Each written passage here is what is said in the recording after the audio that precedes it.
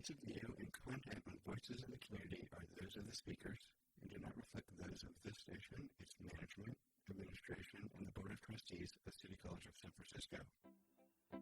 This is George Coster from KCSS, Voices of the Community. Welcome to our listeners around the country and around the world. Voices of the Community brings you critical issues facing San Francisco and the Bay Area.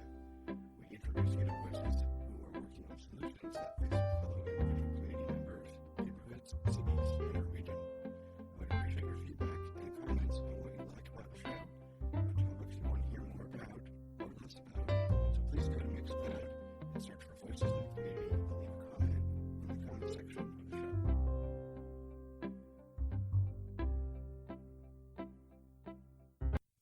This is George Coster from KCSF and your host of Voices of the Community. Today's show is the second part of our show, Homeless in San Francisco. To get more context about our fellow citizens experiencing homelessness in San Francisco, I'd recommend that you listen to our Part 1 show. Part 2 of our show, Homeless in San Francisco, features fellow community members and organizations that are working on providing support and solutions to problems facing our fellow citizens who find themselves homeless. Today's show features these voices of our community: Emily Cohen, the Deputy Director of Project Homeless Connect; Sam Dodge, the Director of the Office of Mayor Lee's Department of Hope, and Hope stands for Housing, Opportunity, Partnerships, and Engagement; and Denise Sandoval, the founder of Love May. This is George Coster from KCSS, Voices of the Community, with Emily Cohen, Deputy Director of Project Homeless Connect. Emily, welcome to Voices of the Community. Thank you. Thanks for having me. What is Project Homeless Connect? Yeah, Project Homeless Connect's mission is to connect people experiencing homelessness with services and resources that they need to move forward.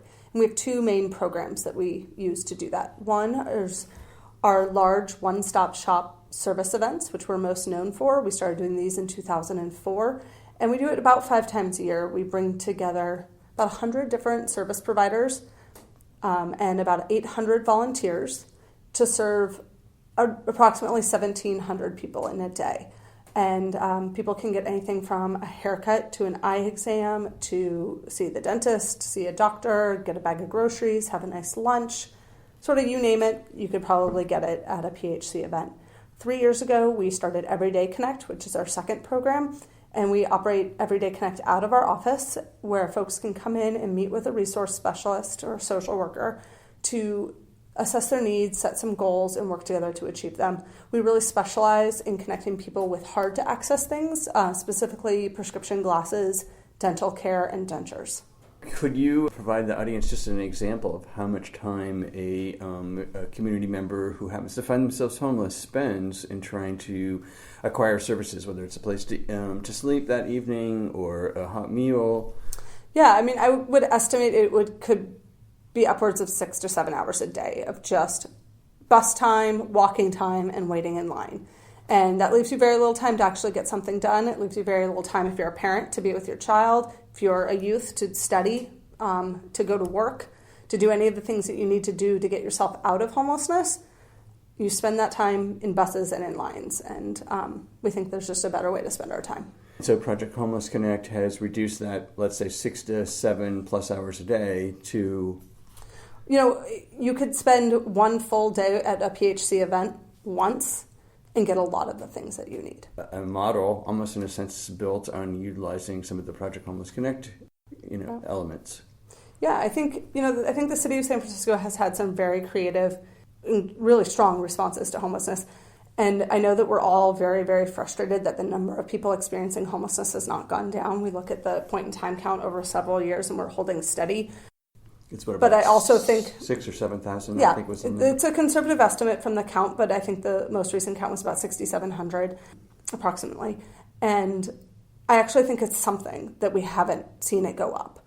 I do think that speaks to the investment that the city has made, to the efforts of service providers in an economy much like the one in San Francisco and across the country over the last 8 years. The fact that homelessness hasn't ballooned is a positive thing, although not nearly good enough, right? Like, we're all dismayed by the numbers. It's too high. I think the Navigation Center is a great model.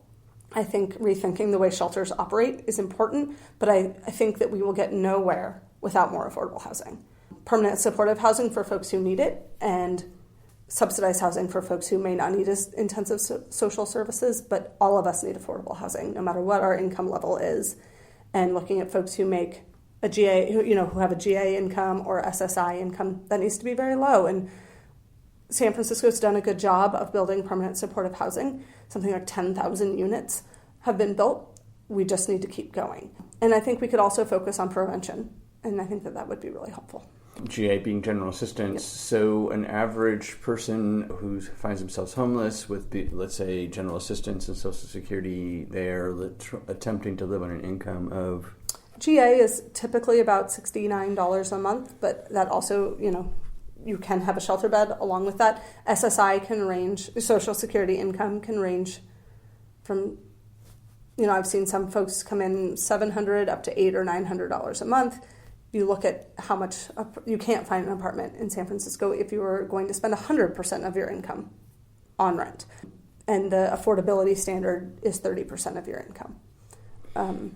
Some think that's an unrealistic standard, especially for the Bay Area, but I think that knowing the other expenses that folks face, it's realistic to want to shoot for that. And unfortunately, it just isn't the supply. We have a great housing search workshop every Friday, and it is great. We've now started, not only presenting to folks who are experiencing homelessness about how to search for housing, but we have other social service providers sending their staff to these meetings to learn about the process as well. So we also see educating the community of service providers as a big part of our work. Since housing is one of the core, elements of getting anyone out of homelessness, Let's go down the pathway here. If I'm a participant of Project Homeless Connect and I want to pursue housing, what do I do? The first step would be to come to one of our housing workshops. You'll have a follow-up appointment with one of our social workers. And from there, it's really about identifying what type of housing would best fit your needs, what your demographic is and what housing you might be eligible for, and then completing many of the applications that go with that. Unfortunately, there is a long waiting list for all of the housing opportunities, but keeping your phone on, keeping your information updated with the housing providers is really important. If something comes up and they can't reach you, they're going to move on to the next person. So, talking to folks about that, talking to folks about how they present for an interview for housing, what information they offer up, how to clean up credit in the meantime. You're gonna sit on waiting lists for a long time.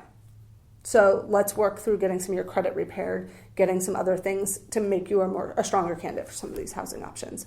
When you say long time, if I was,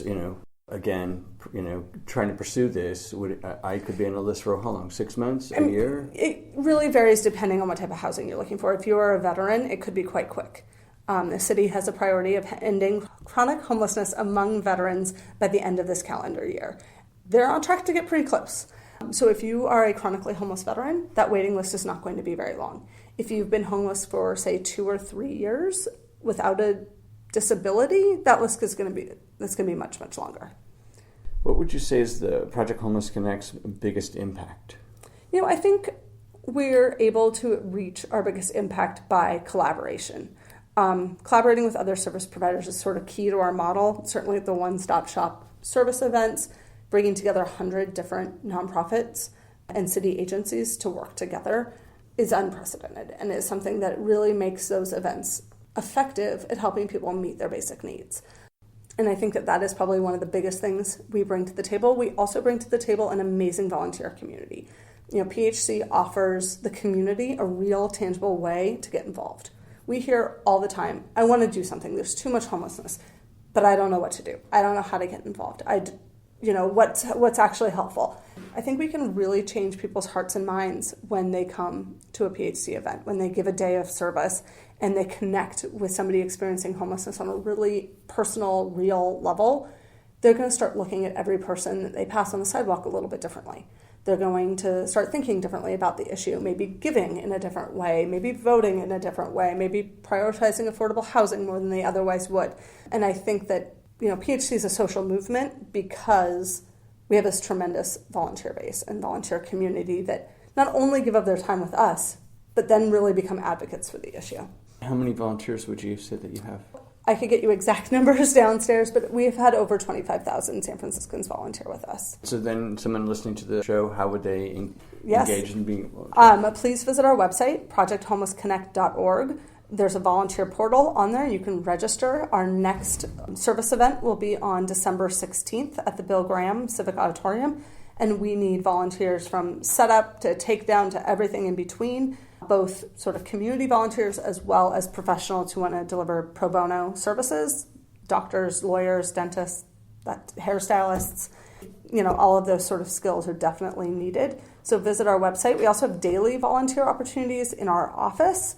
We also have started a new outreach walk program, which is a really exciting project where we take volunteers in groups of about 10, either corporate groups, church groups, student groups, friends, individuals, out on a tour of the Tenderloin. We do a little homelessness 101 education with folks before they head out, and then we distribute hygiene kits and information about our programs.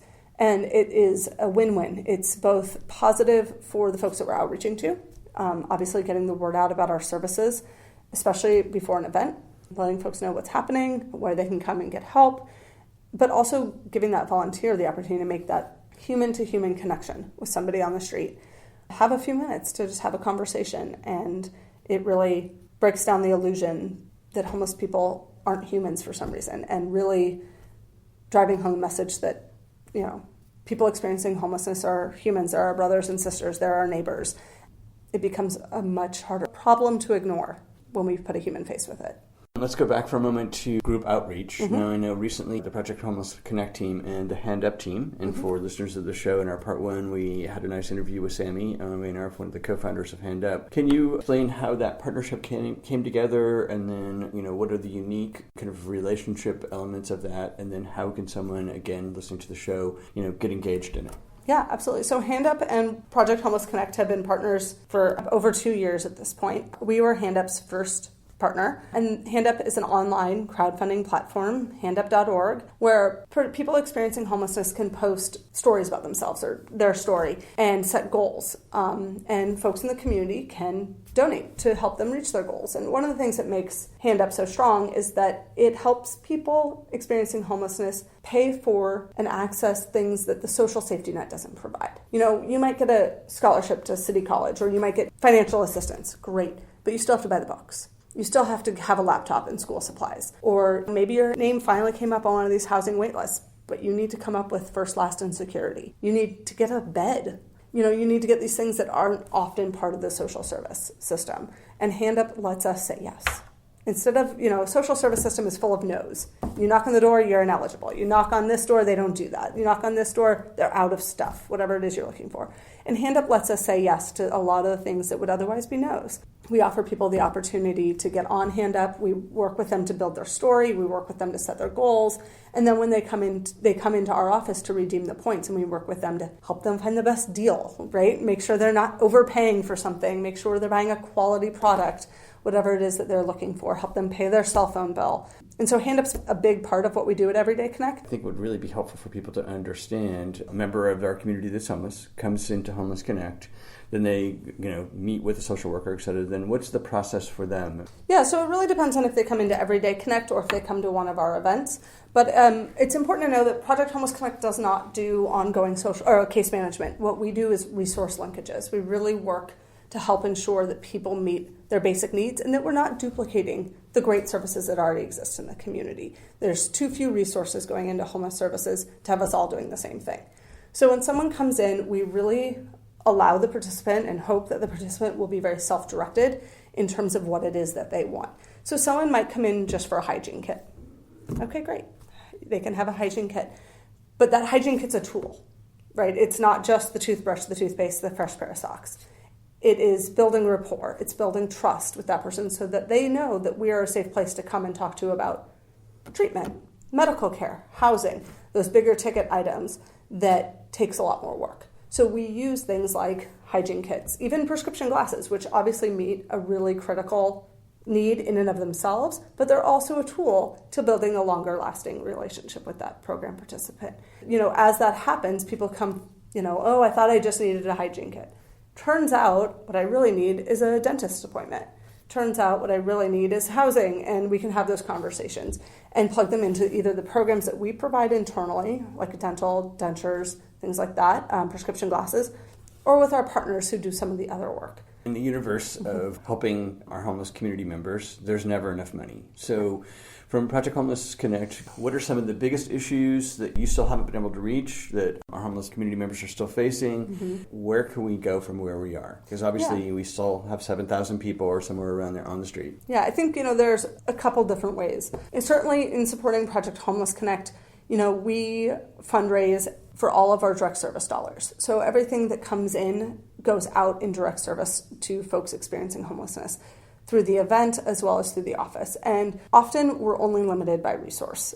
We have, unfortunately, a waiting list for a number of the services that we provide that if we had enough resource for, we could eliminate those waiting lists, and that would be ideal. On a community-wide level, I think it's really important that we focus on building permanent supportive housing for folks who are disabled and need that level of support, and then funding and supporting affordable housing for folks who may not need the supportive services but who need the long-term affordability. And I think until we do that at scale, this is a problem that is going to get away from us. I'm assuming the Project Homeless Connect is a nonprofit, so anyone's donation is tax deductible. Correct. So Project Homeless Connect, we are on Twitter and Facebook @ PHCSF and Facebook PHCSF, and we use social media to share information about homelessness, to educate the community about what's happening here in San Francisco and nationally when it comes to this issue. But we also post a need often. So if a participant comes in 10.5 work boot because they have an opportunity to get back to work, but they don't have the money for that. Now, this is certainly something that we will figure out a way to get for this person, whether that be through hand up or other means, but we often will put those needs out on social media, and I'm always impressed with how quickly people respond. Oh, hey, I was just going to get a new pair of shoes. You can have mine. Or we need a microwave for someone moving into housing. Great, I have an extra one in my garage. Let me just pull that out. Can you swing by and pick it up? Yeah, easy, done. And I'm always impressed by the community when we put these needs out because people are quite responsive and quite helpful. If I was a foundation or a corporation, how would I support Project Homeless Connect? There's a number of different ways to get involved. We are having our breakfast gala, our annual fundraiser, on December 16th. Sponsorship opportunities are available as well as individual tickets. Our website, projecthomelessconnect.org, also has giving opportunities, or you can just, shoot us an email, give us a call. We're happy to have a conversation. We have a lot of people who want to get involved in a lot of different ways, and we usually try to accommodate those as best as possible. Everyone has a unique talent or gift, a way to give, and we want to expand our community as broad as possible. So everyone's welcome. This is George Coster from KCSF, Voices of the Community. If you are just joining us today, we are discussing services to help our fellow citizens who find themselves homeless in San Francisco. We've been speaking with Emily Cohen, the Deputy Director of Project Homeless Connect, and we'll be right back after this public service announcement. These days, many Americans are at risk of foreclosure and losing their homes. If you are struggling to keep your home, there is help. Visit makinghomeaffordable.gov or call 1-888-995-HOPE now to learn what your options are. Brought to you by the Ad Council, U.S. Department of Treasury, and HUD. Welcome back to KCSS, Voices of the Community. This is George Coster, and today we're discussing some of the solutions being executed to help our fellow citizens who find themselves homeless in San Francisco. We're speaking with Emily Cohen, the Deputy Director at Project Homeless Connect, Sam Dodge, the Director of the Office of Mayor Lee's Department of Hope, and Denise Senfeld, the founder of One of May. This is George Coster from KCSF's Voices of the Community. I'm here with Sam Dodge, Director of Mayor Lee's HOPE, HOPE, which stands for Housing Opportunity Partnerships and Engagement Office. Welcome to Voices of the Community, Sam. Thank you. It's great to be here. Our role is to help coordinate efforts and to push out initiatives. And as the name suggests, partnerships are a really important part of solving homelessness.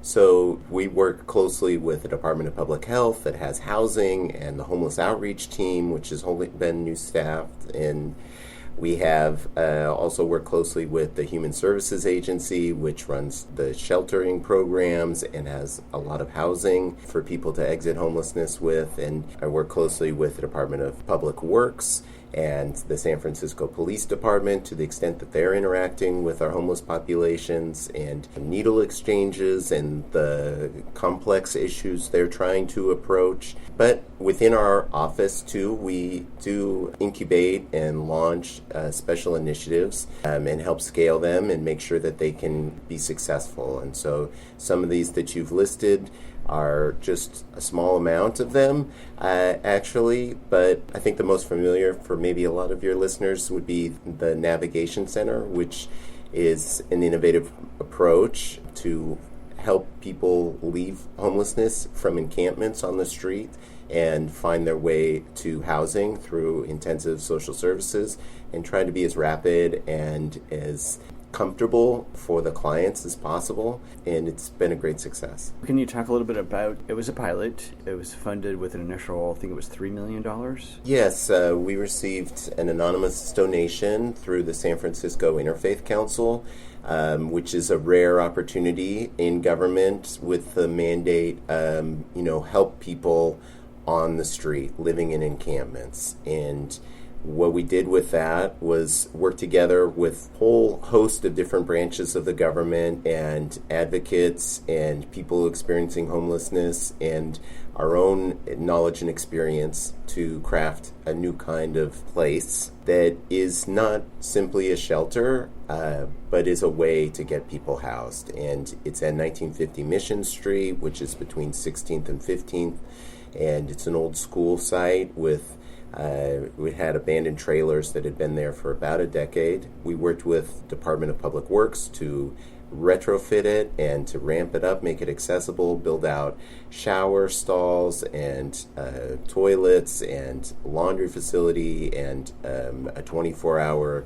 living room with a kitchen and administrative space and services space where we're working together with the Human Services Agency to bring people entitlements and benefits workers to really attach people to their benefits, and dorms for people to sleep 15 a dorm, and storage so that people can bring in their possessions and not have to downsize their worldly possessions before giving us a shot. And also it's built to be able to accommodate people's pets and designed to accept people as partners as well as single adults, and also to be a low threshold facility, which means that it's welcoming and that the rules are really only to the extent needed to get people into housing and to resolve their homelessness. So, people are free to come and go. There's not a curfew. There's not a strict meal time. People can eat when they need to eat, and they can sleep when they need to sleep. As long as, they're working with their caseworkers towards the goal of getting housing, then the other segments of their life they can manage as adults, which they are. And, we've seen about 250 people come through so far, and over 75% of the exits have been to permanent housing, and we're really proud of that. And, as you mentioned earlier in our discussion, there is almost 7,000 people at any one point that are homeless in San Francisco, and about half of them are unsheltered, living on our streets and having a really rough go of it. So put into that context, 250 is a small portion of that 3,500. But this Navigation Center has allowed us to pilot a lot of ideas that we'd had and test some assumptions and to iterate and to get better at what we're doing, and we do get better and better. And what have been some of the lessons that you guys have learned in the process of that, and then how would you like to take those lessons, those best practices, if you will, and scale it up? Because I know there's, the mayor's office, your team is, obviously it is a pilot, and it was one, and it appears to be a good proof of concept. There's so much that we've learned that it's hard to really break off one bit. The overall concepts have borne good fruit, like the respecting people and working with their own motivation to resolve their homelessness and to not focus on little ticky-tacky rules, but to really focus on the big picture with clients has been enormously successful. How that plays out, how we actually make that operation work, has been a learning lesson, and we, continue to learn. What populations work best under this certain staffing pattern is also something that we've learned a lot from and continue to learn. So I think part of the idea is really understanding that many different people experience homelessness, and everyone who experienced homelessness has their own unique story as to how life brought them to that situation. So when we're looking at interventions, we really need to remember that everyone's unique, and also know that there are some interventions that work better for some groups than others. When I'm talking about family homelessness with children, we've had great success with rapid rehousing grants, which is a shallowing 18-month grant where we work to get people into housing, support their rent, and help increase their income so they can pay the rent themselves. That works great for families. When it comes to youth, we have really strong providers like Larkin Street that are doing transitional housing, 2-year intensive program, help them take advantage of the HEART program at City College and really build up their skills and be able to leave the transitional housing and enter the mainstream of life. For single adults that are long-term homeless, we tend to call them chronically homeless. In San Francisco, it's people that have been homeless for 3 years or more. And, the best intervention is really looking with getting them attached to benefits and into permanently supportive housing. And when I say permanent, they can be permanent, but it doesn't have to be. It's a stepping stone for the rest of their life. So interventions like the Navigation Center help us to connect people who really need it into that permanent housing. And trying to approach it in a holistic fashion. I had a conversation with Cara, the ED of Project Homeless Connect, about a year and a half ago, and she quoted a recent a study on the mental capacity impact of someone who's homeless, that a person's mental capacity diminishes by as much as 25% within their first year of homelessness. So if you're talking 3 years, let's say that 50% of your mental capacity just to deal is diminished. It appears like the part of the program would also work on those dual diagnosed issues, drugs, alcohol, mental illness, that you're trying to approach it in a systemic fashion instead of just, a Band-Aid of, hang out in a shelter for 90 days, and then cycle out again. Right. I don't want to denigrate shelter. Shelter works for many, many people that are experiencing homelessness. Like relief from rent and a place to sleep for the night is a great intervention for many people. Right. But for those that are experiencing long-term homeless, the research shows it can take 20 years off your life experiencing long-term homelessness. The trauma and just the abuse that people experience on the street. I've been working with the medical examiner as one of our side projects to do a death review of people who die in public view that are homeless, and had individuals kicked to death. We've had all sorts of, really horrible situations. It's not safe out there on the street, and no one wants that, to be blunt. And some of these people, we need to wrap around them and to really make them successful, because when it comes to issues like mental health, like substance abuse, these are best addressed when you have stable housing. Not as a means to get stable housing, but it's called housing first, where that doesn't mean housing last. That's the last step. We get people in housing, and then we address with them other issues that have been holding them back. Let's go back for a second on Navigation Center, and then I want to dive into Housing First, because of all of the Salt Lake City press that they've got, and get your opinion on how that could be executed in San Francisco, or is being executed. But Navigation Center, you've done one. The mayor's now basically, I think, going to the Board of Supervisors for another $3 million. You've created a fund, as I understand. Walk the audience through what you would like to see with the Navigation Centers, or plan to do multiples of them. How can people donate money? So, working together with the Board of Supervisors, we've set up a fund, a Navigation Center fund, where the city wants to match donors' interests in helping to resolve long-term street homelessness. And so we've set up a fund of up to $3 million to continue and expand the work of the Navigation Center. And I say the work of the Navigation Center because what I want is outcomes. I want people off the street. I want people in stable housing.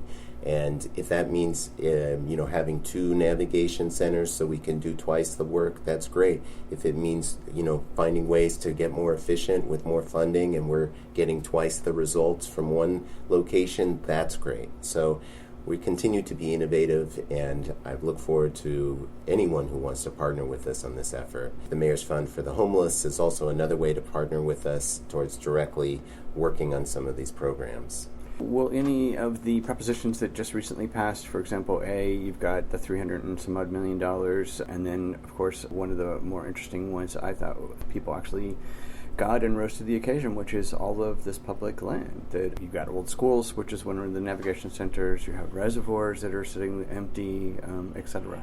Yeah, Prop K passed over 70%, which is wonderful. Supervisor Kim put that on the ballot, and that's wonderful. I think that's going to be a great resource, especially paired with Prop A, which is $310 million affordable housing bond. One of the most radical things that's being done in San Francisco is taking responsibility as a city for our public housing projects, which are federally funded, and, look at Congress, look at what they've done for the last, honestly, 35 years, cutting HUD's budget to the bone, and this is why we have homelessness.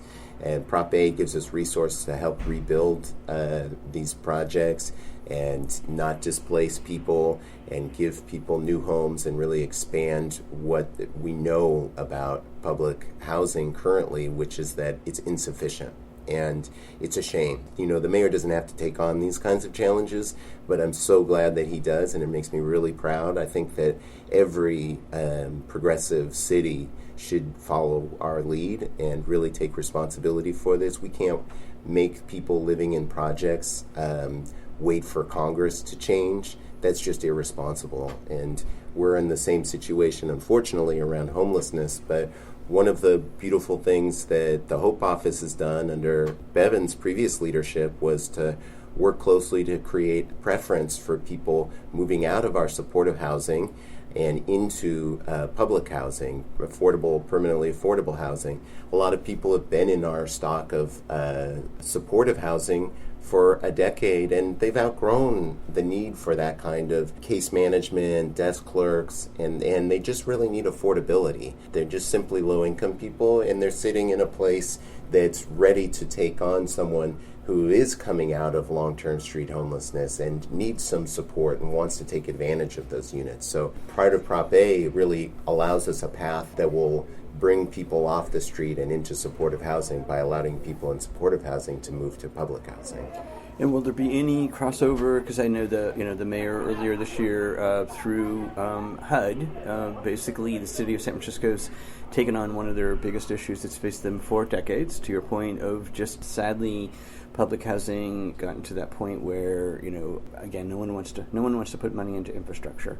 So you have the RAD program, and will any of the Prop A funds and/or activities hopefully dovetail with the public housing RAD program, which is another great example of going in and trying to keep people in place and rehab what are very dismal situations. Yes, that's exactly what it's going to help with, and that's wonderful. And the RAD program also does take the management of different projects and puts it in the hands of our community housing providers, which are strongly accountable here in San Francisco, and it's going to be a good improvement and helps empower the residents of these various developments to have a role in the future of these developments. And there's vastly different housing authority properties, public housing properties, but too many of them are aging and need substantial capital investments to really bring them into the modern era. And, we've also worked with the governor to be able to have bonding authority over some of these lands, to be able to bring that money and put it back into the rebuilding efforts. So added all together, and we've come at it from every angle, it is really a substantial effort that's going to just create and preserve more affordability in our public housing stock and more usability in this public housing stock. And what we've been talking about again is housing, and so let's go back to housing first, because everyone points to look at the success of Salt Lake City. walk us through the concept of Housing First here in San Francisco, how the city and perhaps your office would help execute that?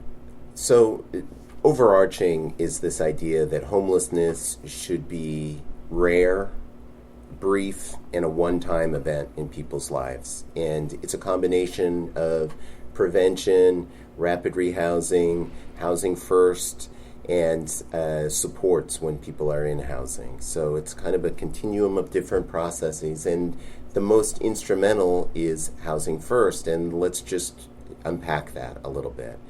It's to take the people that are experiencing homelessness for the longest durations, work with them, get them into housing as they are, unconditionally, and once they're in housing, to provide whatever kind of supports are necessary, whether that's in-home, case management, physical supports, linkage to medical care, job training, the whole array, substance abuse treatment.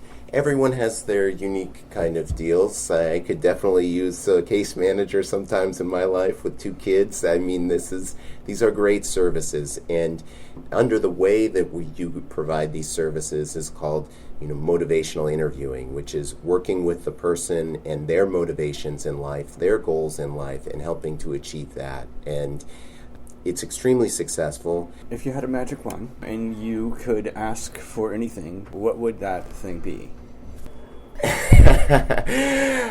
I would want enough housing so that everyone could be housed. And this is one of those rare situations where a social problem seems so vexing and so impossible, but it's absolutely solvable, and we know the answers to it. It's a complex problem that can be made easy with access to housing. So the right housing and the right supports for everyone who needs it.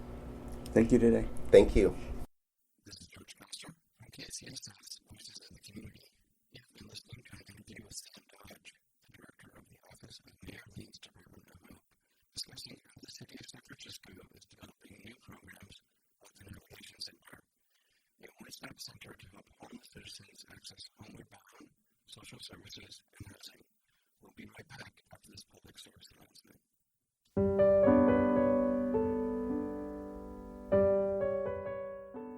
Just this second, another kid dropped out of school. If we do nothing, 3.5 million kids will receive a diploma over the next 4 years. United Way knows that kids who have a caring adult in their life are more likely to make it, and the difference between a dropout and a graduate could be you. Take the pledge to volunteer now at unitedway.org. Brought to you by United Way and the Ad Council. Welcome back to KCSS, Voices of the Community. This is George Foster, and today we're discussing some of the solutions being executed to help our fellow citizens who find themselves homeless in San Francisco. We're speaking with Emily Cohen, the Deputy Director of Project Homeless Connect, Sam Dodge, the Director of the Office of Mayor Leeds Department of Hope, and Denise Sandoval, the founder of Love Way. This is George Castor from KCSF's Voices of the Community. I'm here today with Denise Sandoval, the founder of Lava Mae, whose goal is to deliver dignity and unlock opportunity for those experiencing homelessness, one mobile shower at a time. So Denise, welcome to Voices of the Community. Thank you for having me. So I wanted to find out why you found Lava Mae, and please explain your mission.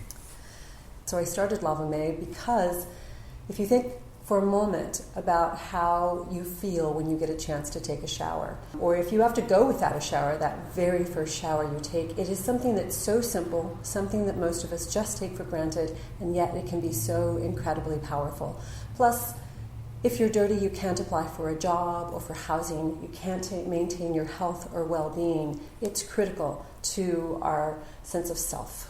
Then you created this the idea, and I have to ask, why Muni buses? Although everyone here, rides Muni buses, has their own opinion of Muni buses. Absolutely. I am a marketing person first and foremost, and I knew that I could take a commercial shower trailer and put it on the street.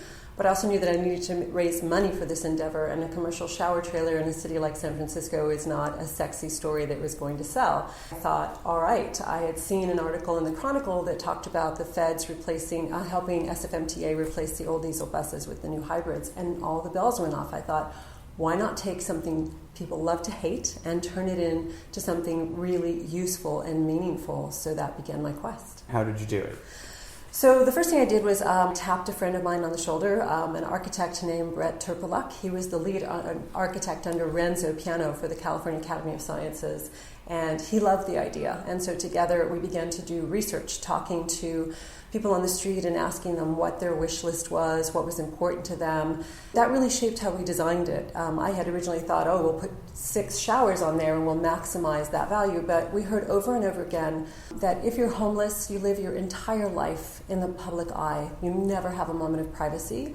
And secondly, if you're a woman or if you're LGBTQ, the incidence of attack in showers is really high. So we decided that we would only create 2 full bathrooms, each with private entrances from the 2 bus doors. The front one is actually fully ADA compliant, so there's a wheelchair lift. And it turns out that that was one of the smartest things we did, because over 40% of the people we serve have some form of disability. And it is so humbling to see someone who has struggled to get into a bathroom facility to use it because they have a disability, and have them come out in tears because they have an experience that they haven't had in a long time. Can you give us an example of how Lava Mae helps the homeless community members? Yeah, so I think as a population we have this general perception of who the homeless are based on the most visible people, who tend to be aggressive panhandlers or people suffering from mental health issues or addiction issues. But we see a large number of people who have been recently evicted. We showered a 94-year-old woman the first part of this year who had just been evicted from her apartment. 94 years old. I mean, that's criminal to put someone like that on the street. We serve a lot of people who have jobs and come to us first thing in the morning so that they can head off and keep their jobs and, not have issues around their hygiene. People who are applying for jobs, or people who come out of hospitals who are injured or sick and who get released really quickly because the hospital's moving these people out and back on the street as quickly as possible. And they're still sick, or they have wounds that would get infected. And so staying clean is a really vital part of their ability to keep up with themselves. We also operate from a philosophy that we call radical hospitality. Often if you're a homeless individual, you are invisible to other people or shunned, or you're a number in line waiting for services. We really believe that it is the individual we're trying to see. So we serve the people we serve, we call our guests, we know their names, we learn their stories, and we work really hard to ensure that they leave feeling better than when they came. We just did a survey of some of our guests recently to find out about their experience with Lava Mae, what we could do better. And one of the things we just heard over and over and over again was that people were so moved by the fact that they felt like individuals, that they were treated with dignity and respect, and that was really powerful for them. In a way, it was almost important as getting access to the showers. You have 1 bus or 2 buses now? We just launched our 2nd bus in September, and we are scaling to full 5 days on that bus as well. We can serve at full capacity 42 people a day. So ideally, each bus can serve 12,500 people a year. So to date, how many people do you estimate? Over 2,000, and that's because we've still been on an incredibly limited schedule. So the first 6 months, we moved up to 4 days very slowly. So we were at 1 day for a month and a half because we were learning how to do this. None of my team and I had experience working with this community before. Then the 2nd bus is also 6 months behind schedule in terms of getting out there, because we had issues with both the manufacturer and then some city permitting issues that has really sort of stalled our ability to get out there more quickly. I know on your website, assuming that you actually have access to the internet, a phone or something along those lines that connects you to your website, you do kind of have a schedule. But yes. How would a resident or someone who knows a fellow resident who happens to be homeless know where to show up to meet the bus to take a shower? So we produce cards with our schedule, and we have teams of volunteers going out and disseminating those, first of all. Secondly, when we deliver our service, we partner with other nonprofits, so they also know about our schedules and help us disseminate that. And lastly, it's a small world altogether, but San Francisco is a small city, so word of mouth spreads very, very quickly about where our service is and on how to access them. Do you go consistently to the same spot? So there's an actual schedule, so someone could know that on such and such day you're going to be at such and such location. So if they show up next week, chances are that you can get a shower. Absolutely. Consistency is incredibly important. My first vision was, we'll just tool around the city and we'll stop where people need us. But that just realistically doesn't make any sense. So yes, we are at the same place, and the only reason we wouldn't show up is if we had to take the bus in to be serviced. Have you and your team found or identified kind of a common theme that runs through the population? I think there are probably two things. One is resilience. The human spirit is incredibly strong and incredibly malleable. People have come from a whole array of circumstances and found themselves on the street, and yet they have managed, most of them, to really survive. Statistics are that about 80% of people who are homeless are only temporarily homeless, right? So they're actively looking and trying to get out, move to less expensive cities, finding better paying jobs, so on and so forth. There is a tremendous amount of resilience that exists out there. And the other is generosity. The people we serve are some of the most generous people we've ever seen. Sometimes they've been going without a shower for weeks at a time, and somebody will run up and say, oh my God, I have a job interview, and everyone will be, go ahead, you go first. We want you to get in and get out so you can get to your appointment. We see that all the time, and it is so moving. Do you have one or more memorable experiences with your clients? I think every day there is one. We have the story of, it sticks with me so much because it's a story of this young man who moved here from Detroit because he was a machinist. And of course, Detroit is in huge economic trouble. And he'd heard about the boom in San Francisco. So he basically used every penny he had to get out here and thought, okay, I can live rough for a little while because there's going to be so much work, it won't be a problem. But he found himself sort of struggling. Mostly, he said he would go to interviews and people would, be sort of repulsed because he wasn't clean. So on our very first day, he showed up. He had been carrying a little newspaper clipping about the first day of our service launching in the Mission. And he showed up. He was one of the first people in line. It was just so beautiful to see that he had hung so much of his hopes on the ability to getting clean. And sure enough, he was able to get employed. But we had this circumstance where a guy from Tesla had seen the news clip because the news covered him. He had contacted us immediately and said, I want to help this guy get a job at Tesla. By the time we connected him, this guy had already gotten a job. But it just shows how the power of a shower and the power of the community when they understand what people are facing and how much they want to help. And so from that angle, from those two lenses, that story really means a lot to me. The opposite question, devastating experiences. Yeah, those happen sort of every day. We see people who are really vulnerable, people who have suffered a tremendous amount of trauma. Sometimes the water can trigger an intense emotional response from them, and you just see them crumple, and it's so heartbreaking. At the end of the day, our providing a shower isn't going to move them out of homelessness directly. And so when we see our guests come out, unless they're going off to a job, it's heartbreaking to know that they're going back to the street. It's painful in that way all the time. Listeners of the show, obviously someone wants to help. There are multiple ways to help. Could you kind of walk the audience through how someone could help you? Absolutely. So we love having volunteers. If you want to work directly with us out on the street, we have a volunteer sign up on our website. If you're interested in you have administrative skills, if you're a data collection expert, if you build databases, those kinds of things, we could definitely use your expertise on the inside, and you would just send an email to info@LavaMay and say, I want to help, and tell us a little bit about your skill set. Donations, it costs us about $7 a shower all in to provide the service. With every $7 donation, you make a shower possible for someone, so that's also useful. And then we are always looking for donations of toiletries. Socks are one of the number one most requested items. Sometimes people have to wear them so long they have to peel them off their feet. Just devastating. Or if you have connections to companies that make soaps or manufacture t-shirts or socks, then contact us and let us know you'd like to help us make those connections. The goal is to try to scale what you're doing, and you've got 2 buses now. Where are you going, and how can people help? So we're scaling up to probably 2 more vehicles in San Francisco to provide a total of 50,000 showers a year. We were just funded by Google to launch a branch pilot program in the South Bay, and we're targeting San Jose. We've already begun conversations with the city there.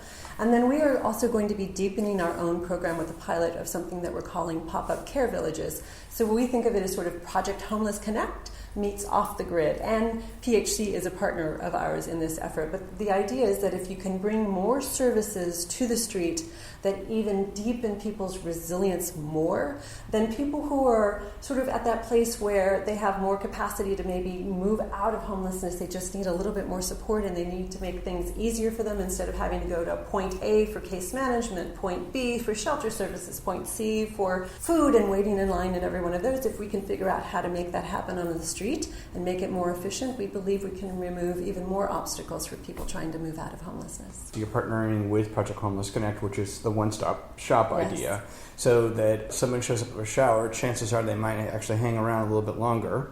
So it becomes a destination by which to educate our fellow homeless citizens of all the different services through Project Homeless Connect. And not even just having only Project Homeless Connect. We might bring out the SOS Health Van and the SOS Pet Care Van, and we might bring out haircuts, and we might bring in all these other things. So we're in the process right now of doing the user-centered research to talk both to the people we serve to find out what would be ideal for them, and then our partners to find out who would be willing and able to come out on the streets with us. So it's taking it a step further than educating them. It's actually making those services available right then and there. We've been talking about buses and converting muni buses. It's not an inexpensive venture. So in the past, I know the first bus was around $75,000, I think it was, and you used Indiegogo, as I recall, to go out to the crowd. The second bus was a combination of that, as I recall, as well. How do you get 2 more buses? I mean, you're talking a couple $100,000, right? Plus doing your village idea. Yes. Well, we had an amazing private donor in New York, of all places, who bestowed $150,000 for us to retrofit another bus and augment operations for that bus. And then with the Google funding, that also underwrites retrofit of the 4th bus. So in terms of that, we are set. But one of my goals is to remain innovative and lean in the way that we approach what we're doing. So we are actually going to look at deploying a commercial shower trailer for the next unit rather than a bus. The cost is about the same, especially once you factor in the vehicle that has to tow it around.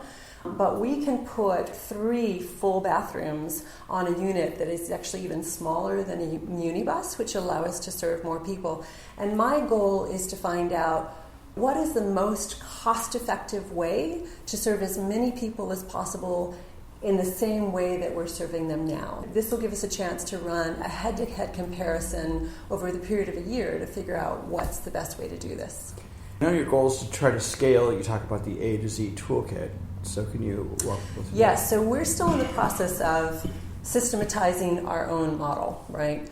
And figuring out what best practices are. And we'll be working with an organization called the International Center for Social Franchising to help codify that model. And then once we do, we'll turn that into an online toolkit. So we've revamped our mission a little bit. We thought we would do Lava Mae Global this coming year, but we're so small. There's no way we can respond to the need. We've had almost 1,000 requests for help from around the globe, and we just can't do it. So we've now sort of set our sights a little bit more conservatively. The goal is to serve 30,000 homeless Californians by 2020. So if you're in California, we will provide hands-on support. We'll either build a branch directly that's Lava Mae, or we'll create an affiliate program to help support that. For individuals and organizations outside of California, we want to create a toolkit that basically, yes, like you said, from A to Z, will walk people through that process, including giving them the option of deploying a commercial shower trailer rather than having to figure out where to get a bus, how to retrofit it, so on and so forth. So that's how we feel like we can increase our impact and meet the need of all the people who are out there wanting to see this in their communities without overtaxing our tiny little team. Final question. Homelessness is such a complex issue, and there's over 8,000 at least, somewhere around there, depending on whose numbers. Are there things that you would like to see the city and county of San Francisco do to help address the issue? Something that you've seen in the process of doing this for several years that they haven't been able to get to, or that they started to do, but they don't have the funds to do it? Right. The Navigation Center, I think, is this really wonderful idea of working with, the most chronically homeless and then trying to house them. The challenge there is that they're putting them in SROs because that's the stock that's available. And with the exception of maybe 2 or 3 SRO facilities, they're horrible. You wouldn't want to put your worst enemy in these places. There's bed bugs, there's a lot of drug use, the bathrooms are filthy, all of these things. So just an SRO for our audiences. Oh, a single room occupancy hotel. So if there was, wonderful housing on an old, unused school property where you could put people permanently and then continue to provide wraparound services until they transition into absolute independence, that's what we need, because we know that housing first is what we need. Did you know you can listen to KCSF 90.9 live right on your smartphone? KCSF now available to listen to on the go with TuneIn Radio. Go to TuneIn.com and download the app to your phone, or just listen through the browser. That is TuneIn.com to start listening live to KCSF 90.9 right now. This is George Foster from KCSF's Voices of the Community, and you have been listening to part 2 of our show, Homeless in San Francisco. I want to thank Emily Cohen from Project Homeless Connect, Sam Dodge from the Office of the Mayor's Department of Health, and Denise Sandoval from Love May for sharing their stories about how they're each working to develop and execute solutions to help the 7,000 to 8,000 fellow community members who find themselves and their families homeless and living out in the public eye.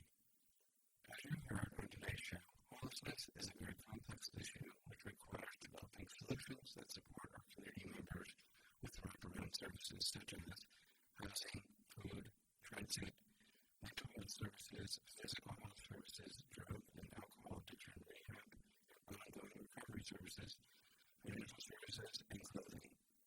Please refer back to our Part 1 show to find out more about what is being done by the City of San Francisco, its social service partners, and how you can help. We will post the links to the organizations featured in both Part 1 and Part 2 shows on KCSF's Facebook page, and you can always email me at george@georgecoster.com if you'd like more information about any of the organizations featured in Part 1 and Part 2 of Homeless in San Francisco. Thank you for listening to KCSF's Voices of the Community, and please tune in to our next show, December 1st, which will be focused on the impact of the digital world on our community. We'll be speaking to the founder of the Community Technology Network, Tammy Griffith, and how her organization is helping her fellow citizens move the digital nodes become the digital hives. You can find us on Mixcloud by searching KCSF and Voices of the Community for postings of past and upcoming shows. We look forward to hearing from you on what you'd like to add to shows and additional show topics and ideas that you'd like to hear more about. Thanks for listening to KCSF.